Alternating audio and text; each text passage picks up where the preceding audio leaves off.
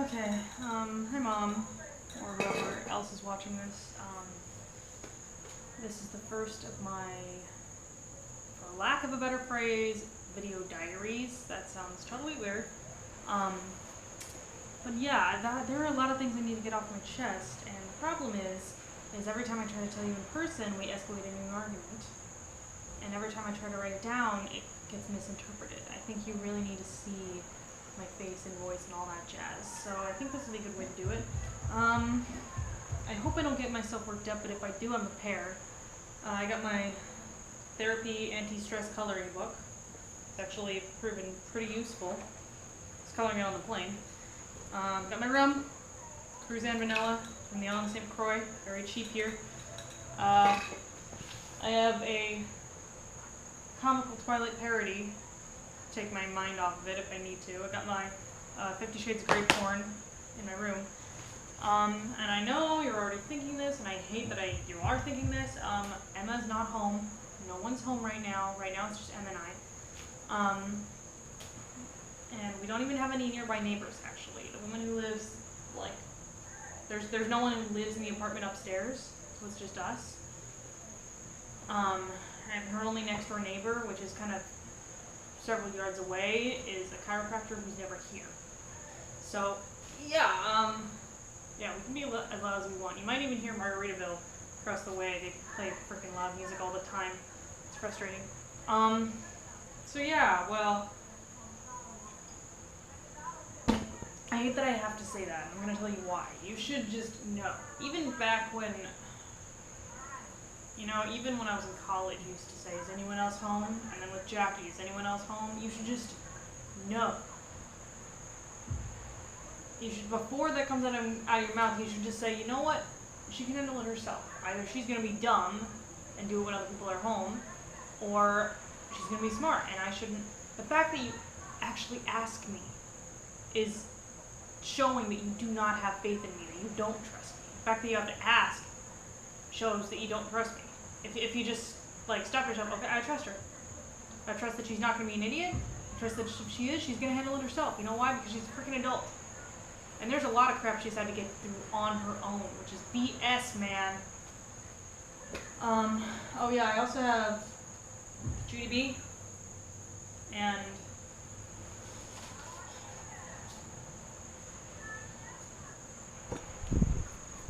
Ollie. I don't want to disturb her.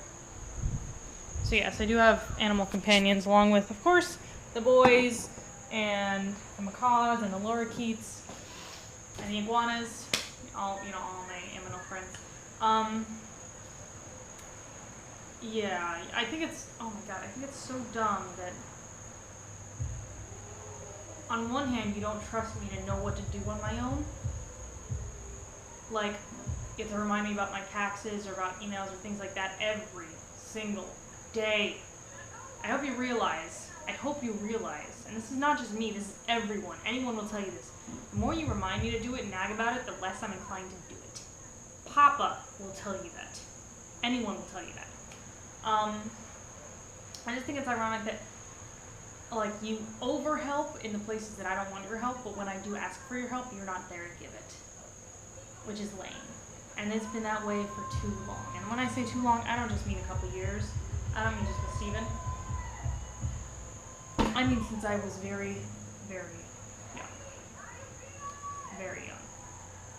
I mean when I was fighting with Jessica and Steven and Sarah, you used to say, I don't care who started it, I want to finish it. You know what that says? That says, I don't care that Steven was the one who started it, I'm going to yell at all of you. Do you know what yelling is? It's punishment. By the terms of training definition.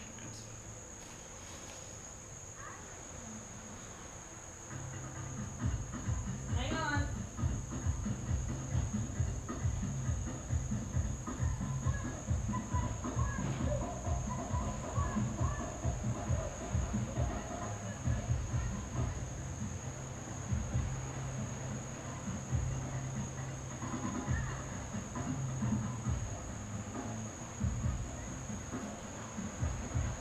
Okay, here we go.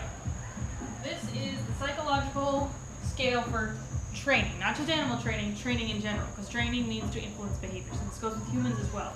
We have positive and negative, not in as good and bad. We need adding something, subtracting something. We have reinforcement and punishment. Again, not good and bad.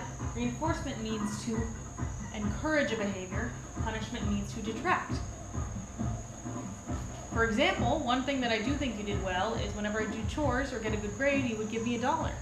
You were reinforcing good behavior. So you were giving me something in order to encourage good behavior. Positive reinforcement, this is the main, best, awesomest way of training. This is what we do with animals. The whole, I don't care who started it, I'm gonna finish it, that is positive punishment. You were adding something, i.e. yelling, in order to discourage a behavior, fighting. Positive punishment. Positive punishment is the least effective and also most immoral and unethical form of training. There are some times that it works. Most of the time, though, you have to be very, very careful. If positive punishment, for example, is used on an apex predator, like a sea lion or a killer whale, yes, it works. But there is a very, very high risk of increased animal aggression, decreased animal confidence, and increased animal emotional instability. And look what happened to me. Increased aggression? Oh yeah. Now, I don't disagree with you with spanking. I would never hit an animal, but I think that spanking is a good parental technique. Maybe that's just me. But the problem is, with the positive punishment of the I don't care who started it was, so let's say, this is just hypothetical, Steven starts hitting Jessica and I. Because yeah, he did that. There were a lot of things that Steven did that I thought you knew about, since he was very young, but apparently you didn't, and I thought you did. He would start hitting us, and being annoying, and being, I don't know if this is an older brother thing or a sociopath thing, but it was not okay. And we would start crying and screaming. Now what's that? That is the fight or flight behavior, which even apex predators, for example, South American sea lions are apex predators. They are at the top of the food chain, have a fight or flight response, as in flight. If they can get away, they will. Even though they're apex predators, they don't want to fight because it puts them in harm's way. Self-preservation is more important. So that screaming and crying is, in a way, a form of flight. Go away, stop bothering me, Mom, come help me. It's also a cry for help. Mom, come help me. Now, when you say, I don't care who started it, I just want to finish it, that is positive punishment in Steven's case. You are yelling at him in order to, you are adding something, the yelling, in order to discourage the bad behavior, i.e. the being a jackass. However, you were also positively punishing me. And, well, I'll add Jessica into the case, but he did it. It was, yeah, it wasn't fun. As in, you were yelling at us in order to discourage, what exactly? Without even realizing it, you discouraged us from asking for help. You were subliminally telling us, I'm not going to help you. Now, yes, I get you want to make us independent. That's very important. I get that. And a lot of kids are freaking pussies today. They whine about everything. But there is a big difference between raising an independent child and raising a lonely child. Big difference. There's a big difference between letting your children walk on their own and leaving them on their own. And I'm not saying you always did. There were a lot of ways that you didn't. But when it mattered, it felt like either you didn't see or you didn't want to see.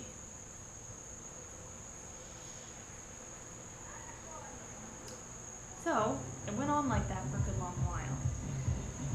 If Jessica or Steven or Sarah picked on me, I don't even remember what we all fought. I get that. We're siblings, we do that. But it was never, Sarah, stop being mean to your sister, say you're sorry. Or what have you. It was never punishment for the bad one. It was punishment for everyone. And as I said, punishment can be effective in training, but it also leads to aggression towards the punisher. aggression and resentment. Especially considering psychologically you are my mother. You are a provider. I did not understand how a provider could be a taker at the same time. I did not comprehend that. I still don't. I still don't comprehend how someone who is nice enough to help me do internships to follow a career goal I've had since I was a Tic Tac can at the same time say things so indifferently and be absolutely apathetic to my hurt. I cannot wrap my head around it. I can't.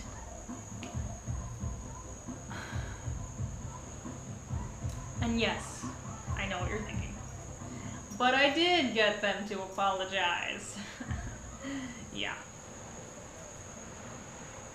There were several times that you would say to Steven or Sarah or what have you, say you're sorry. I don't know if you remember what happened after that, but I do. I always remember. They would say that this is how it would go. So, someone being mean to me, let's just say Steven. I'm pretending I'm you. Say you're sorry. Fine, I'm sorry, Jen. Okay, see, Jennifer, it's all done. Now back to me. No, it's not. No, it's not all done. I was still upset, and you know why? Because he wasn't sorry, and I could tell.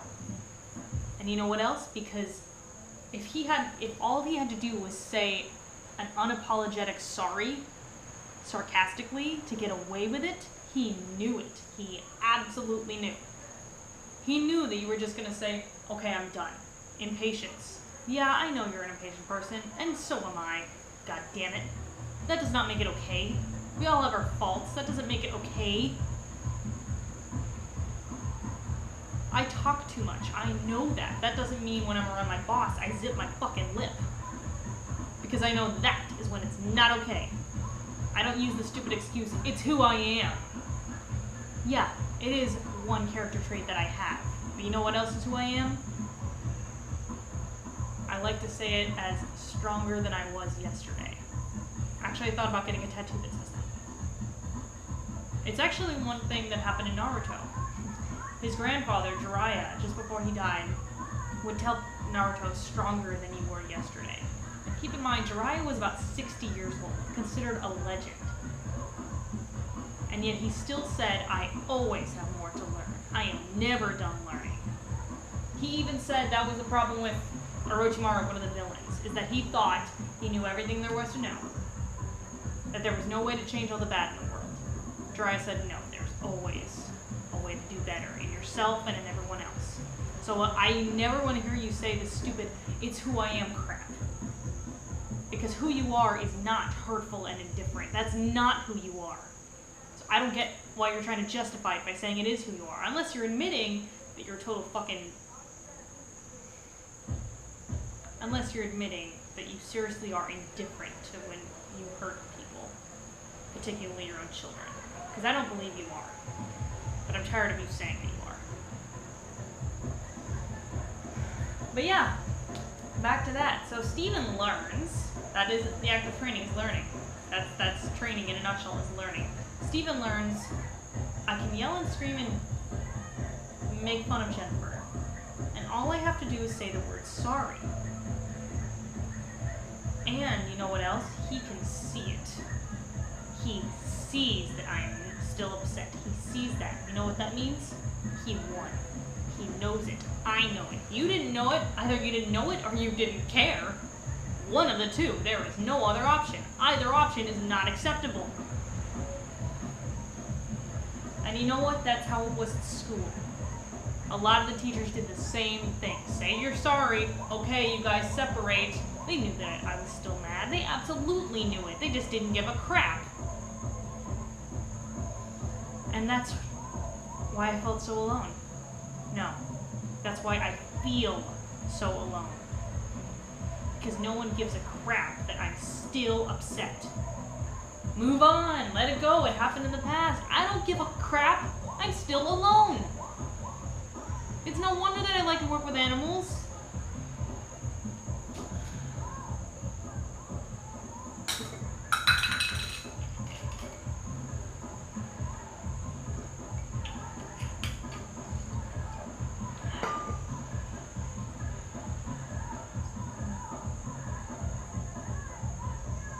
Vanilla rum is really good with chocolate. I'm gonna limit myself to 30 minutes. I can see the timer on my GoPro.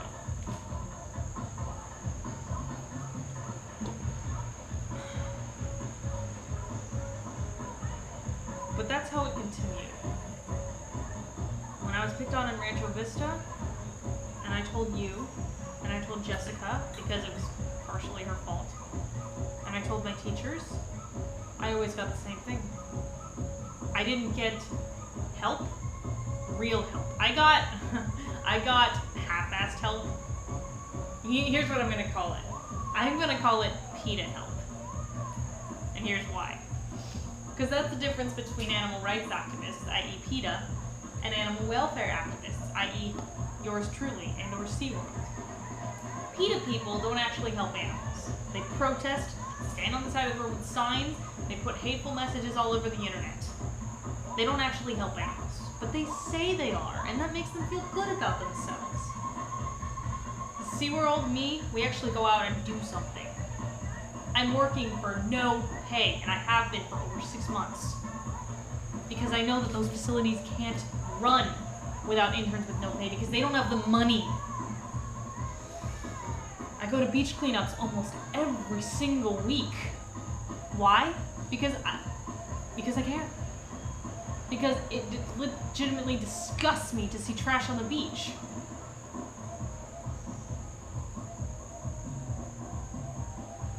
Because there's nothing in it for me except knowing that I'm actually doing something. I'm actually making a difference, albeit a small one. And you know what? I didn't expect a big difference from anyone. If one other student, elementary school, middle school, high school, doesn't matter, had defended me, that would have made a big difference. But they didn't. I was alone.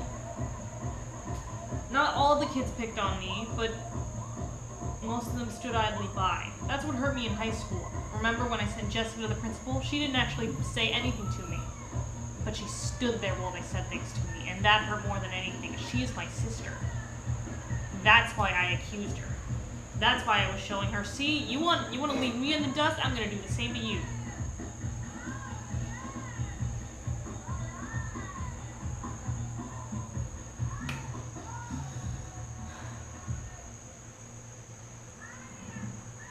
And I know that's not natural for humans. Humans are apex predators. Like killer whales, like sea lions, like tigers and lions.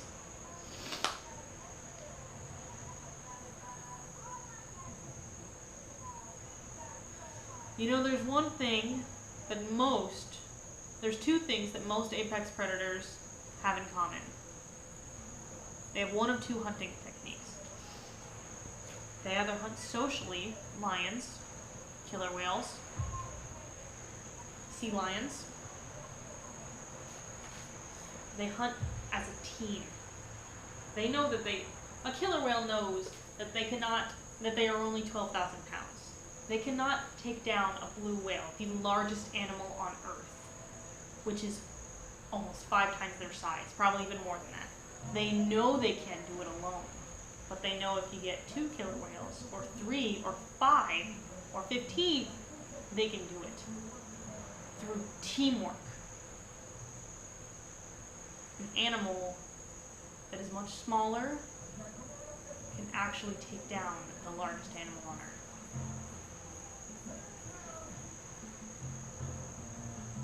Lions do the same thing.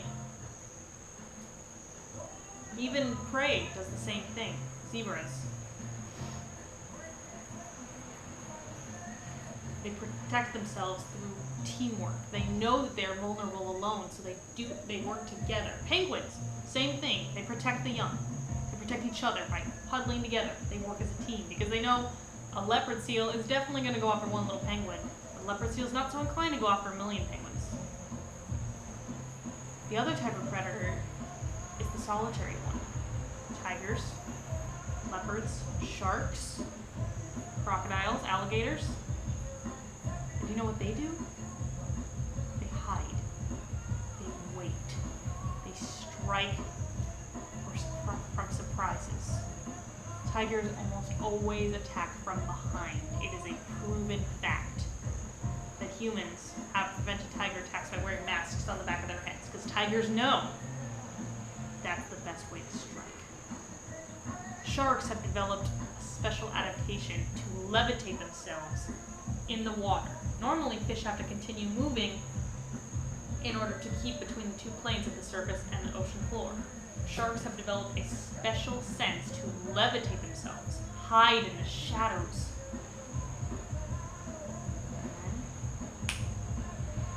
And they know. They know. Even leopard seals, they can get past that penguin penetration. And solitary killer whales. Transient killer whales, usually males, occasionally hunt alone. And you know what they usually hunt? Pack animals, like penguins or birds. So how do they get past that impenetrable pack? They wait. They come out they break a hole straight through the ice. Come out when the penguins least expect it. And you know what? They're not going to take down the whole colony. They know that. They're going to just take one penguin, one or two, just for their meal and go about it. I really want to be the killer whale, or the leopard seal, whether I'm hunting alone or in a pack. And I thought that I was the penguin, protected by the colony. But I can't help but feel that I'm that one penguin that gets eaten. Or at least maybe that's how the world sees me. But that's not how I see myself. I am not prey. And I'm definitely not a tribute.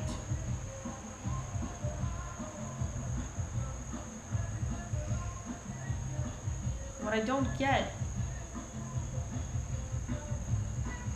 what I will never understand, is how anyone can be so different. I mean, I remember in 8th grade, one of my worst classes was study hall with the shop teacher. He witnessed kids picking on me. He saw it right there. There were several days that I walked over to his desk crying and said, "Can I go to the library?" And he would say, "Okay." And I always wanted to ask, can't you do something? Why do I have to walk away? Why do I have to run?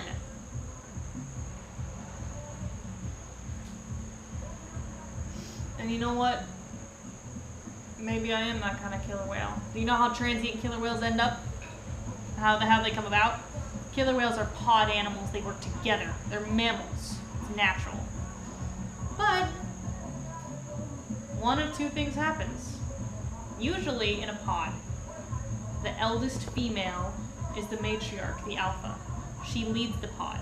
She tells everyone what to do. The older a male, the less useful he is. If a male becomes too slow, too old, he is cast from the pod, becomes a transient. That's why transient killer whales go after the mammals, the baby sea lions, the sharks, the penguins, because they know they can hide and wait